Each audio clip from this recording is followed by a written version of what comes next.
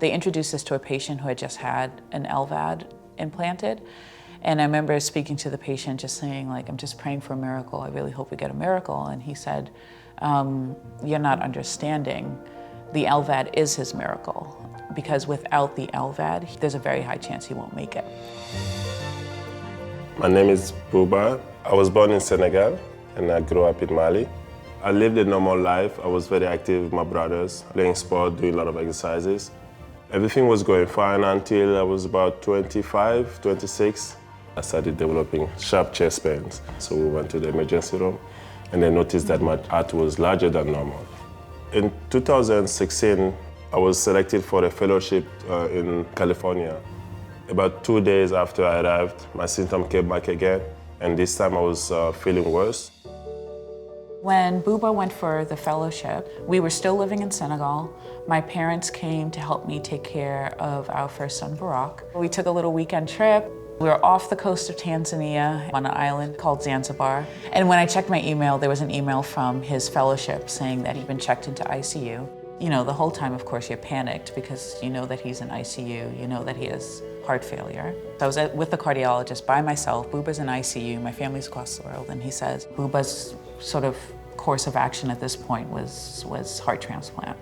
I remember, like, my immediate reaction was like, okay, that's not gonna work. You know, I had a 2-year-old at the time, so he's not gonna see him go to college. You know, like, I was like, no, it's simply not an option. We got to the point, I would say decades earlier than we thought we would. So I thought if he's ever gonna need a heart transplant, hopefully it would be in his 50s. He did introduce the idea of the LVAD. When they mentioned the LVAD, I was looking it up, Googling it. So being an engineer, I was excited actually about technology and how it all works and what goes into it. The idea there was a solution excited me at the time. So I knew I would be better than what I was before. So. And then when the pump came, everything was different from there on. I just felt strong and I felt good. The main difference, I think, was that the energy level wasn't spiking anymore. The LVAD allowed me to have this stable amount of power, which got better and better. Since the HeartMate 3, a lot of things changed. I think the biggest is definitely our twins that were born 8 months ago. As a mom of 3 young boys, I want Bouba to be here as long as possible. And so in a lot of ways, I see the HeartMate 3 and the LVAD as giving us more time.